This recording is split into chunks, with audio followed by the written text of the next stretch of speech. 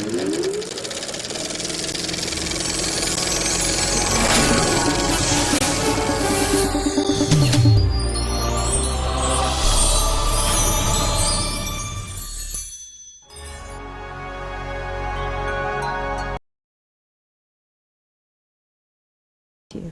morning, everybody.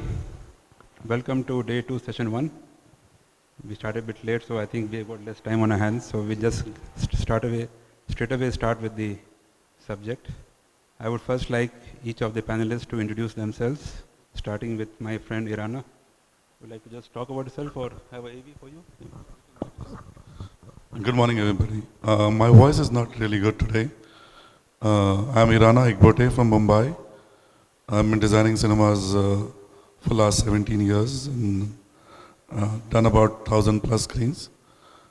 We have a office in Mumbai with around 30 architects working, and we have worked in around 25 countries worldwide designing all types of formats of cinemas. Thank you. Thank you, Eranna. And next I give it to Prakash Gore. Hello friends, good morning. This is Prakash Gore from PGAG Architects. We are a team of architects who are specialized in multiplex and cinema interiors, and we have done more than 150 screens all over in India and also abroad. Currently we have finished two multiplex projects in Europe. We are into this field since more than 11 years, you can say. While designing this thing, we always take care of how the thing should be, how the multiplex should be good in designing. It should be cost effective. Material what we use should be cost effective. It should last long, and it should be it should give that wow factor to a person. So these are the things. That's all. Thank you so much. Hi, I'm Shubhashish from Arris Architects, and we have been designing multiplexes and malls for the last 16 years. So we have been doing malls and multiplexes across the country, almost more than 50 cities already, and more than 400 screens, a few screens abroad also. We are based in Mumbai, and we are a team of 16 people. That's, I think a brief. Two more mics here, so you can take those mics. So I'm Sandeep Mittal here. I am the director at Anutone.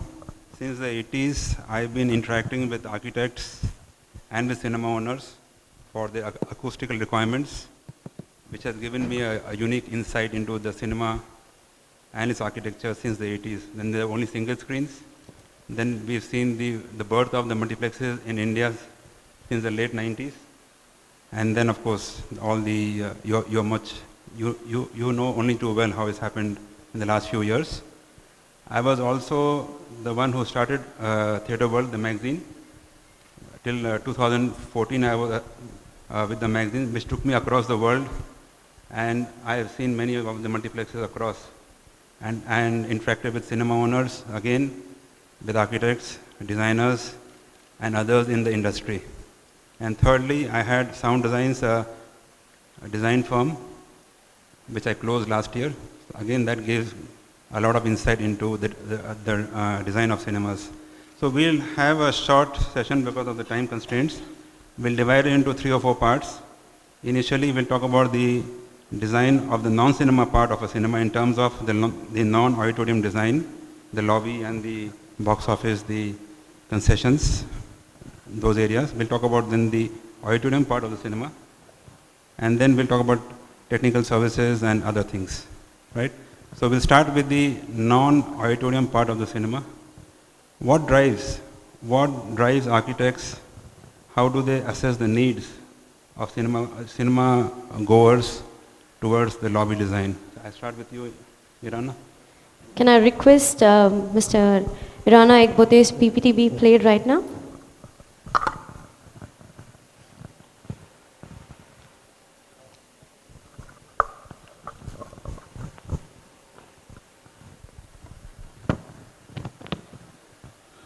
Yeah, cinema is all about entertainment. So let the entertainment begin. So it's an entertainment architecture. So the design we generally do is to get people come again and again, and it's a public building. So we talk about lobby.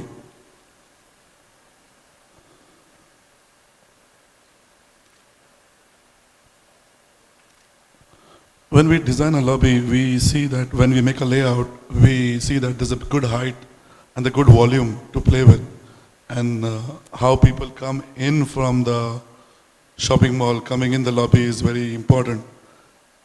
And when you're in the lobby, you can see all around, and you can see the concession right in front of when you enter from the entry.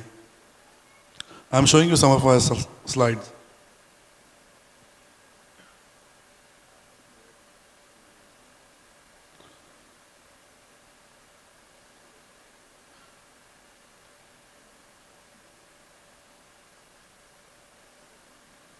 We are also using digital signage to get the people come in to see the dynamic flow of images, the artwork, the movie trailers coming in.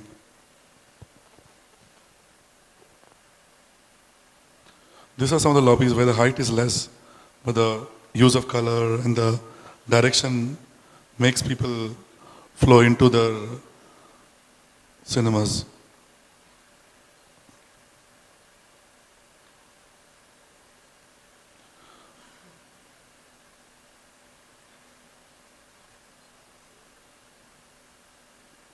See, right in the entry, you see the entry and the concession, the big, huge concession, right in front.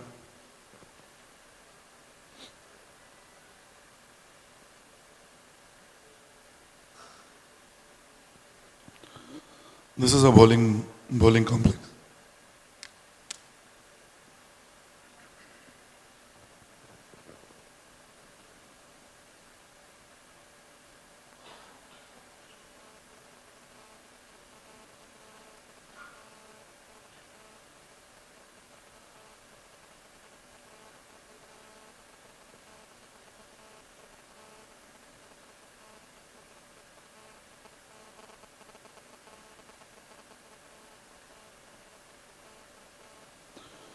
In the lobby, we make people feel great, like wow factor, create interesting light effect coming in.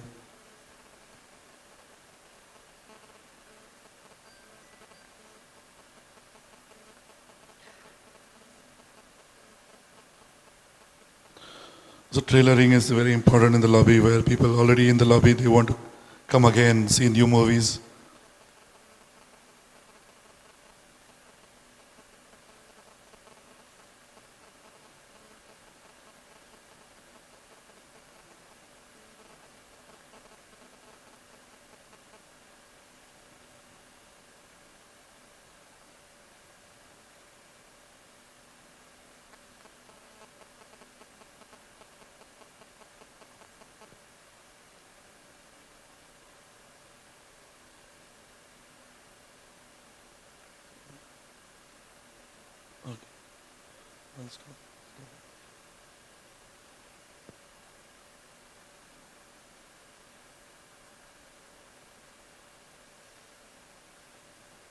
This is some of the VIP lobbies with ultra luxury service.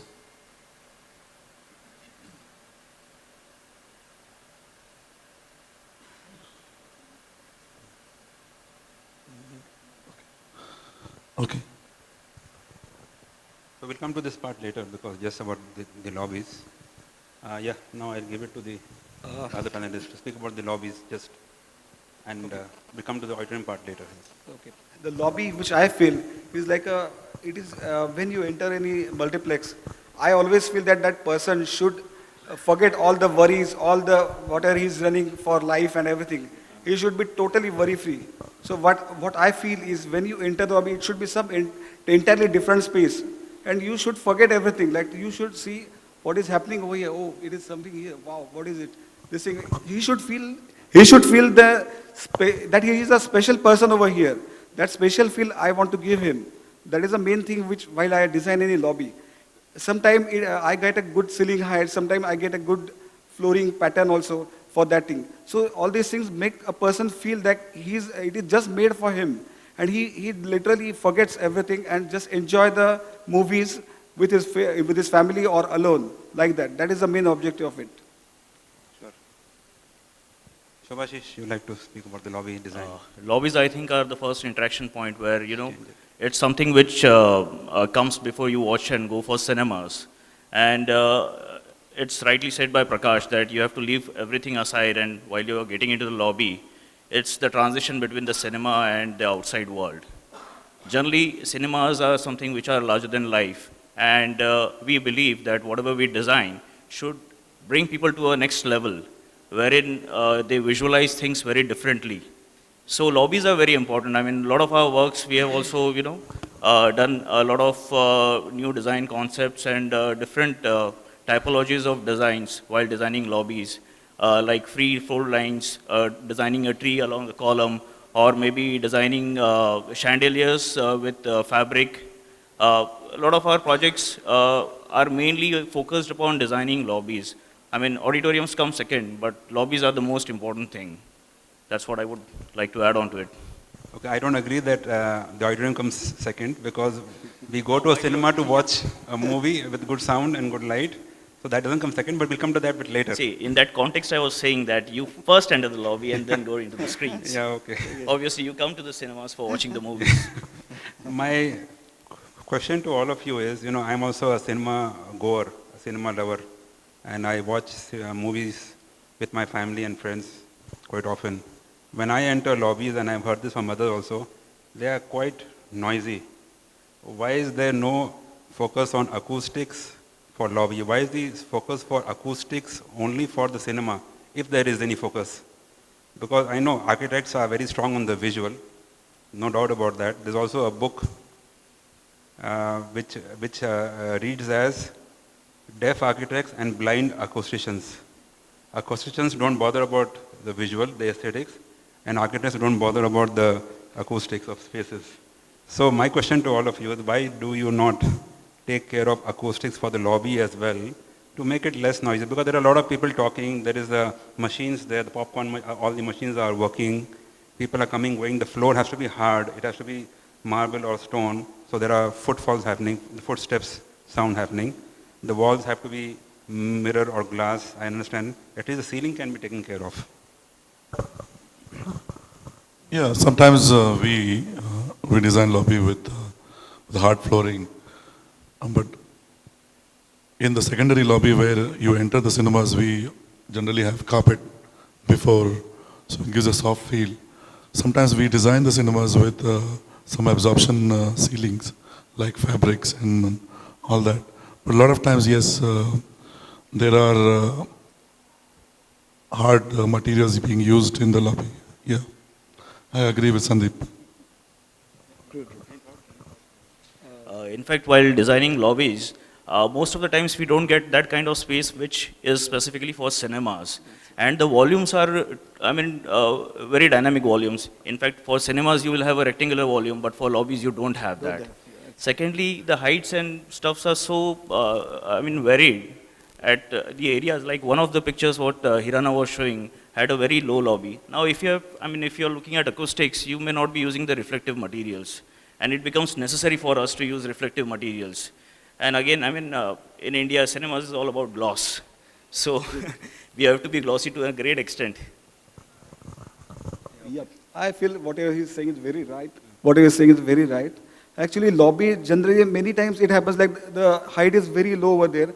Developer don't pay attention while designing that thing, and then it comes to us like our baby, and we have to create something out of it. Generally, auditoriums have a good height, but lobbies sometimes have very less height. Like one of the projects, it was only 3 meters. The lobby was only 3 meters. So I had to do all the coordination also of the all ducts and all, how to see all these things should happen, and still I had to give that aesthetics also. So it is a very tricky thing that time. And whatever surfaces, like what he has said, all these hard surfaces always reflect sound. So that is point taken. Yeah. I agree on that, but where is possible, I would request Sure. architects to introduce some acoustics so that Definitely. it becomes less cacophony in the lobbies. Right. The other suggestion, I have on my side for not just architects but cinema owners who are here, we usually find the trailers of movies running inside the cinema lobby. If the laws are there to permit a huge screen outside the cinema lobby in the mall to run the trailers, it can attract more of the shoppers and casual visitors to the mall to come inside the cinema. Right. Just a suggestion Yeah, true. from my side. I don't know if you've come across this situation. Definitely. Even like there are many operators who are doing like they are making lobby free for anyone who can enter a lobby. Only the ticket is only at the checking is only at the entrance door of the auditorium. Yeah. So because of that, their revenue also get increased and people earn dining. They can enjoy the dining experience or like that also. Yeah, that's a good suggestion. Yeah. That to have the box office down in the mall entrance, apart from having it up in the cinema entrance, so that you can attract more of the shoppers, because there's a lot of impulse buys happening, and that can be helped if you have the box office down in the entrance of the mall, right? That's what you're talking about. Yeah. Okay. So the other part of the lobby, of course, is the concessions and the toilets and other services. So what challenges do you face and how do you overcome them? You want to start? You can go ahead. Basically, while designing toilets, these are one of the most left out parts of the layout, cinema layout, and most of the smaller heights are given to the toilets. Secondly, we generally get into the project once when it is built, and then we are just doing the interiors of it. So generally, cinemas are tucked in a corner, and toilets are sandwiched between the lower and the upper floor of the cinema.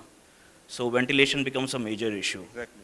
So you have to tackle a lot of things with respect to basically ventilation of the toilets. Now the draft of the cinema lobby has to be slightly higher so that the air doesn't flow from inside to outside. Exactly. So these are the things technically which I feel are challenge, but aesthetically, if you don't put right lights, these are the most darkest areas, and you have to brighten up not only with lights but with colors.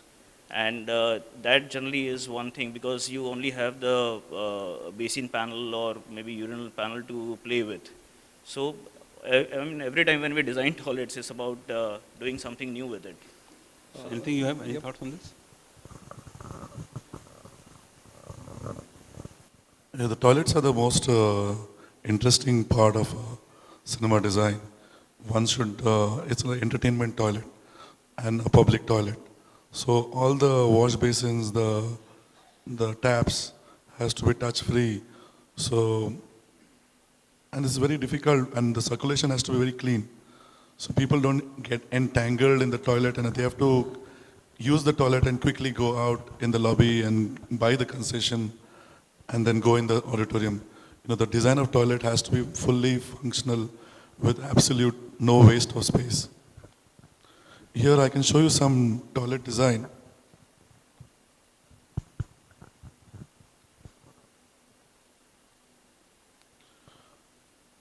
Here we have done toilet without ledge. So people can quickly, get out of the toilet. Use of colors and trailering in the toilets also.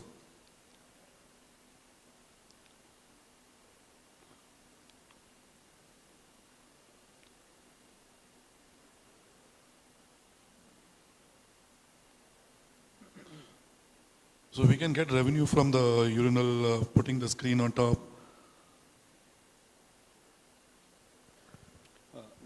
Yeah, thanks. Sometimes I find, oh sorry. Yeah, no problem. Sometimes I find the toilet design is 7-star and the auditorium design is 3-star. Just a comment I'm making. But I also want to add here, that architects should make sure that the design is to an extent maintenance free, and there could happen that after the cinema is inaugurated, the first year of the cinema is not too great a run in terms of movies or whatever. So, the revenues don't come in. Then what happens? The cinema operator tends to not maintain the facilities too well. So the design of all the parts of a cinema should be such that it is either maintenance free or it is to an extent not needing that much of maintenance. Well, I should say sometimes we get the floor plate, which is afterthought, like people, developer thinks that now, we will have now multiplex over here. But at that time, they have not thought about the toilets. Because of that, the plate is very flat. They have not put any sunk area in the slab. This is always a major problem for us. We have to give a feeling of 400 mm or 450 mm, and always it is a really bad experience actually. People have to step up, step down, people fail over there. And also I am worried about the handicap. People, if a person is handicapped, how can he enter the toilet? Ramp up. You have Yeah, ramp he up. had to, but still it is not a good thing. You should have planned it earlier. Like while in the planning stage, you should have at least, if you are going to have multiplex, fine. Okay, allocate certain area for the toilet. Okay, this area will be toilet and it will have some sunk over there. Regarding the ladies' toilet, I always feel that ladies' toilets are like, we do design it as per the norms, but still we feel that you should have more WC, more toilets after, to use, because otherwise it is always problem for them, and then they have to miss the show, which is going on after interval. That is the thing. That's what I think we should take care. Any more thoughts on toilets? Okay. So we'll shift from the lobby now to the inside of the cinema. And I mean, since we've been to acoustics, so I've been very much aware and very much find that cinemas, though the audio part of cinema in terms of loudspeakers technology has grown by leaps and bounds, and now we have even Dolby Atmos, for example, which has got ceiling speakers. The acoustics, which is the second part of the audio, people confuse acoustics with loudspeakers. Loudspeaker is audio part of the cinema. Acoustics is the ceiling and wall environment, even the flooring and environment of the auditorium. So there is emphasis on the latest in terms of audio, getting 7.1, 9.1, 11.1, whatever, 11.2 also now, whatever you have. And you have the nice board outside the cinema that I have got Dolby Atmos and all. But there is less awareness or less interest in the acoustical environment that can absorb that high technology of the audio. Any thoughts on that? Well, designing an auditorium is all about proportions. Well, I'll show you some slides here. When you look at an auditorium, you look at the all aspect, like all 6 sides when you see a movie. So the focus should be on the screen and less on the sides. So we use a lot of colors in all our auditoriums, but dark colors.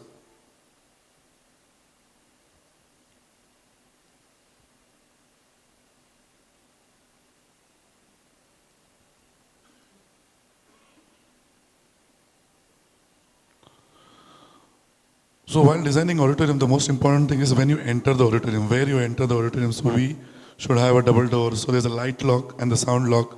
And then how you come in the auditorium, and then how you distribute going up and down. And the seating areas, the step lights, the aisles and the gangways should be clear and planned properly.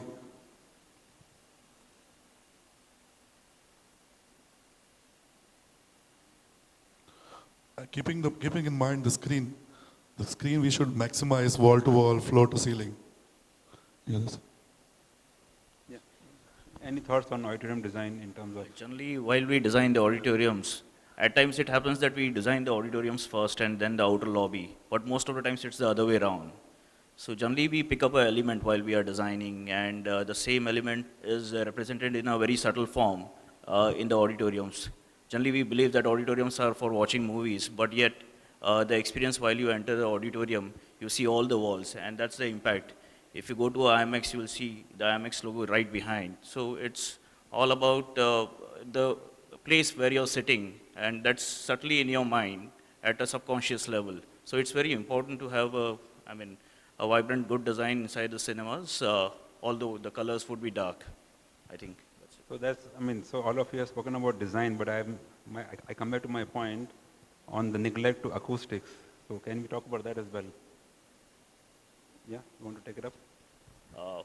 I do believe that, if I go to various auditoriums, even if both the auditoriums are with Atmos, I feel different in my ears. So there's definitely something which is missing. With the same technology in 2 different auditoriums, you hear a different song. I agree with what you're saying. So there has to be much more attention given to this part of it. I also agree with him. While designing, we should always take care of all the acoustic paneling and all what we are doing. We should take care about that it should sound good. So I hope from now onwards, since they all agree, we'll have better sounding auditoriums. So, okay, now there are two parts to acoustics in an auditorium. One is the sound absorption and the absence of echo or reverberation to get the clarity of sound, and other is the sound noise transmission between auditoriums, between screens. This is, of course, not a good example, but while we are in the exhibition hall, we can hear the trailers here. This is that because of a wall which is weak acoustically, but in cinemas, there could be a screen playing a loud, explosive situation of a movie, whereas the adjacent auditorium is playing a soft whisper. Maybe the boy is whispering a sweet nothing into the girl's ear, right? So then you don't want those explosive sounds coming in, but often we find the loud, booming sounds are coming and the romantic moment is lost. So how can we address that? Yeah, for that we get involved in the project very early. As early we get involved in the project, it's more economical for the client, and we can give suggestions like we can isolate the sound. This is all about sound isolation. Sound isolation is very important from all sides. I mean, all 6 sides: the walls, the ceilings, and the floor. So first we isolate the sound, and then we do acoustical treatment for absorption and enhance the sound being played in the auditorium. So the easiest way to isolate the sound is to make solid brick walls or the concrete blocks. If that's not possible, then we have a solution in making in a number of layers of gypsum with insulation in between.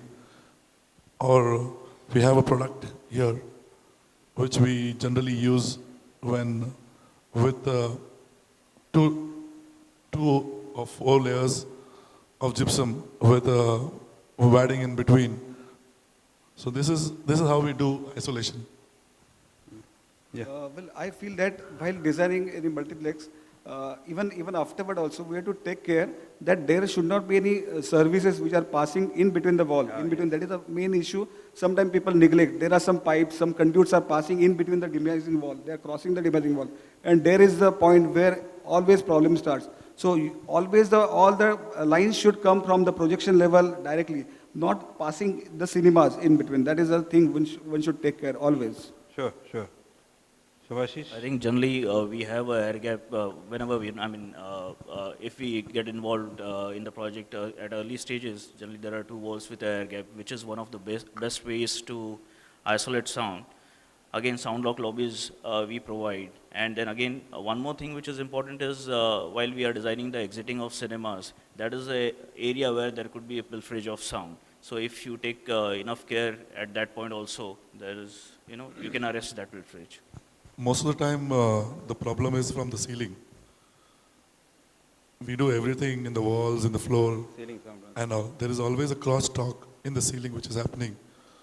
So, if we are involved in the beginning while the roofing is being done, so we take care of the isolation naturally. Later on, it becomes a very expensive and a tedious job to add that isolation from the ceiling.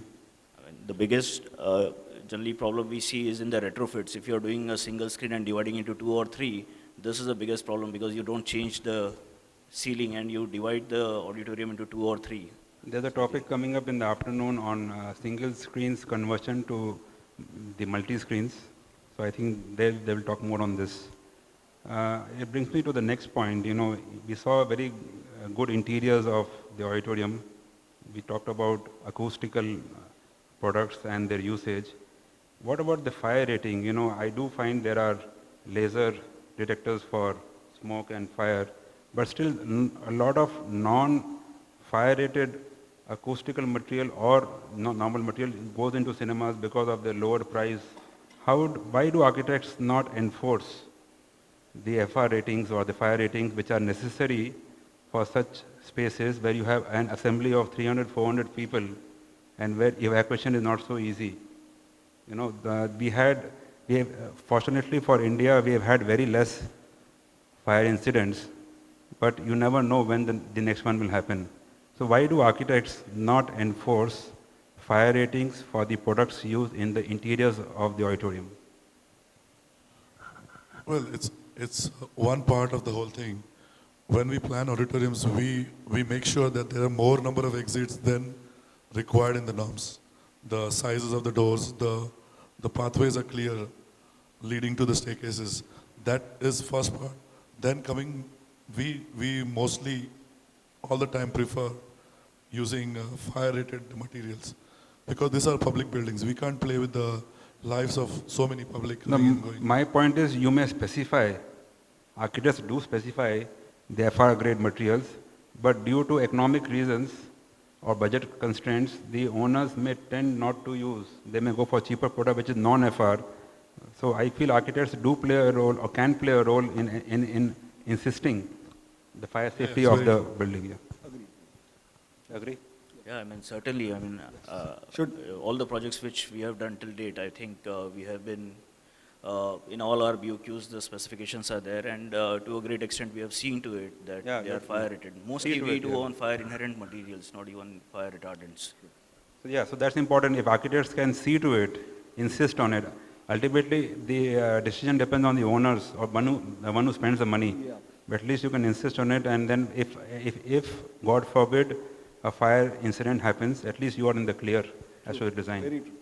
I have to add a point to this. Generally, we all do feasibilities before a cinema exhibitor acquires that place. We do feasibility of it, and as per the laws, we also see to it, and we also recommend that the staircases have to be wider or the corridors have to be wider.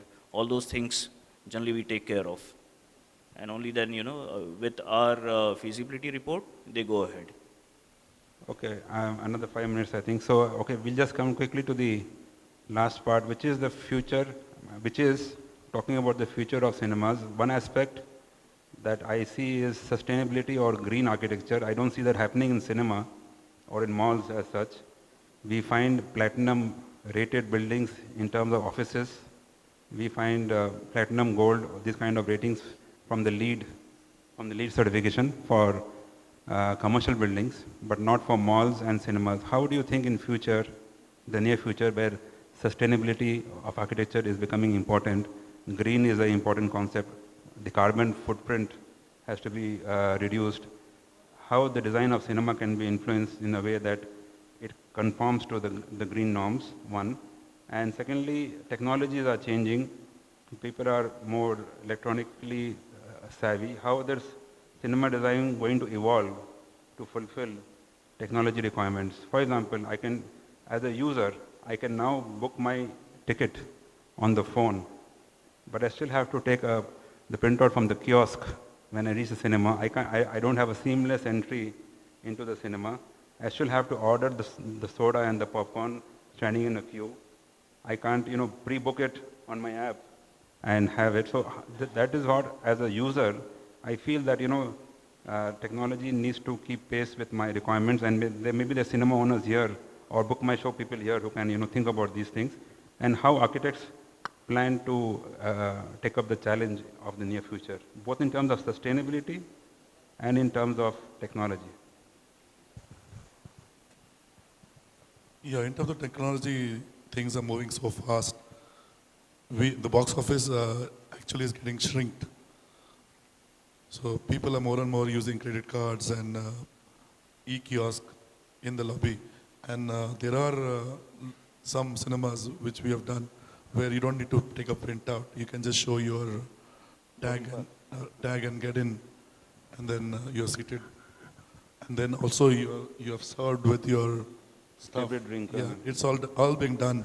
You can have an iPad on your screen. You can book from wherever you are seated, and you're being served. That's done in some of our luxury formats.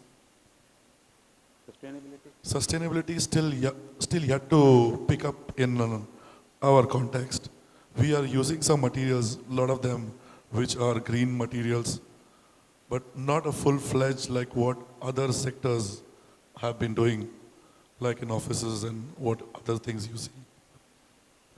I mean, technology and sustainability. Sustainability is too vast a subject to discuss at this point because it starts with the mall, a mall owner who is going to run the show. actually is he going to lease it out or is he going to sell it off?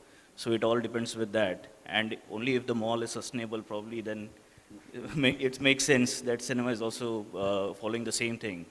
Secondly, technology, I'm worried with the technology. You know, it's moving at such a fast pace. I mean, I feel that as long as it allows people to come to the cinema. Yeah, with virtual reality and augmented reality. Yeah, I mean, now tickets have gone. Probably people also would, vanish someday. So, it has to stop somewhere. I think social interaction and common social experiences happening. These are cinemas and malls are on the place now where you meet each other. I mean, I still feel that buying ticket is, more accommodating for a customer. I mean, an interaction, first time interaction with a cinema owner. I mean, that's what I feel is very important. Okay, we are coming to a close. We'll throw open the floor for questions. Look forward to some questions. Anybody? We have microphone going around? We have microphone? We have mics?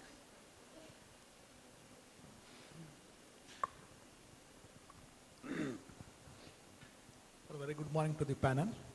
Bit louder, yeah. Yeah, very good morning to the panel. My question is always from filmmaker point of view. They say for Indian population, the number of screens, whatever, it's very less compared with China, which is growing fast. So being you are the architect, in next 5 years, what is the progression of theaters or multiplex coming in India? It's going to be huge. Can we expect what is the numbers? We can't tell you the numbers. Actually, the amount of malls being made in the big cities have shrunk. So we are going in tier 2, tier 3, tier 4 cities where cinema will be available for everybody. First day, first show, everybody in even very small towns. So that's where we are going ahead. I mean, in numbers, can you say? Numbers may not be there for this panel. Maybe you can talk to Theatre World for that. But just to add to what Eranna just said, I think the growth in numbers will be more in the tier 2, tier 3, tier 4, and not only because they are underserved right now, but also because the only means of mass entertainment is the cinema. They have less of sports, they are less of socio-cultural activities. The cinema is the only means of entertainment. So definitely we are going to see much more action happening in tier 2, tier 3 and tier 4 cities for sure. My question is, the future is going to louder. The future is going to be the immersive sound in cinemas. I just wanted to know whether all your the current designs are going to match that immersive sound. Because one of the theater had been in Mumbai, it had some 6 screens multiplex, and suddenly they removed the speakers and they did an immersive sound in one of the screen, and I could see some sound leakages. So how would you justify that for the current latest designs? See, for this immersive sound, you need to plan it from the beginning. See, the ceiling, you have so many speakers, like you have 60 speakers in the auditorium. We leave very less margin in the ceiling between the top of the screen to the ceiling. To put an immersive sound, we need at least 1 meter clear to put the speaker in the ceiling. So there are a lot of changes which need to be done to get an ideal immersive experience. If that is possible, great, because a lot of times there are services going in the ceiling. In a retrofit is difficult. In a new project, yes, we take care of it right from the beginning. Can the architects give some solution where people does not have to plan, like in future they wanted to change the interior or something, acoustics, so that you can give it in the first itself to plan for the future? Yeah, sure. Maybe for the future projects, we ask clients whether we keep it ready for installing those formats also, for only the large screens. I mean, as the technology is ever evolving, even architecture follows the same. I mean, we don't design in vacuum. So, I mean, as the trend comes, we also adapt to that. Yeah, okay, any more questions please? Where is Rajiv Chandrasekhar? He had a question before the seminar, before the session. Now he's missing. Anirban, you have a question? No? Shankarshan? No questions? Anybody else, please? Otherwise, we will consider the session as done. Yeah.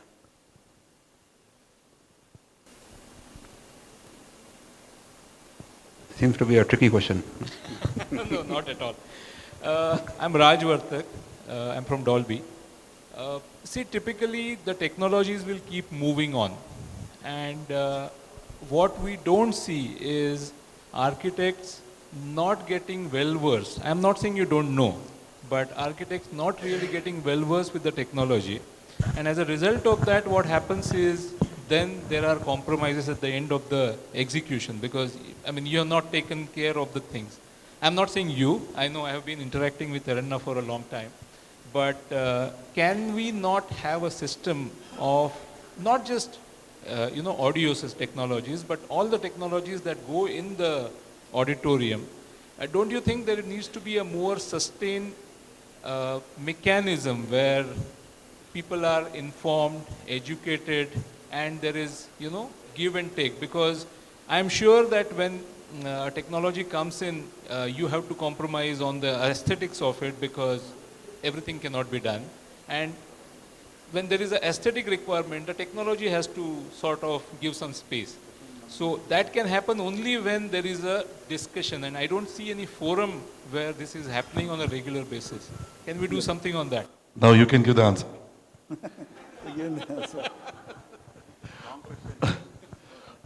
Well, the technology is changing so fast. As we speak, the technology changes. So it's very, very difficult. So we generally update ourselves with going, talking to a lot of our people here, change ourselves. Like we are doing a lot of projects where projection room is being avoided, where we have theater management control in one location, so that space we can use in the lobby and we can get revenue, we can shrink the height of the building. So all these things we are using. Even there is immersive screen. Raghav told about immersive sound. So it's all about it's coming in. So we are trying to apply in our new projects. Okay, we can't take any more questions. There aren't any more as well. So thank you very much, everybody. Thank you, Eranna. Thank you, Prakash, and thank you, Shubhashish. I hope we had a good session and everybody is learning, has learned more than what they knew before the session.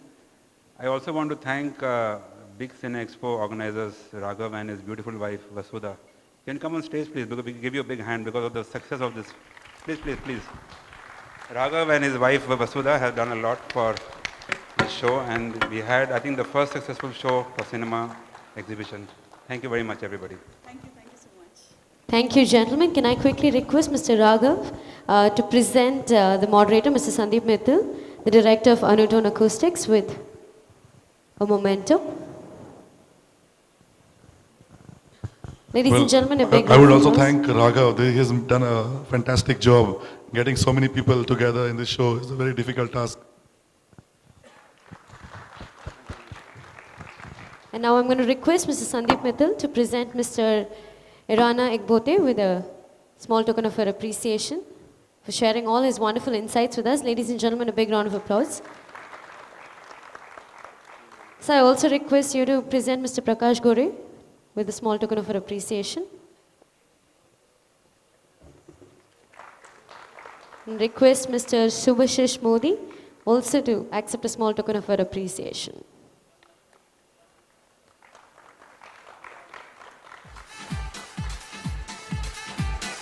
Thank you so much, gentlemen.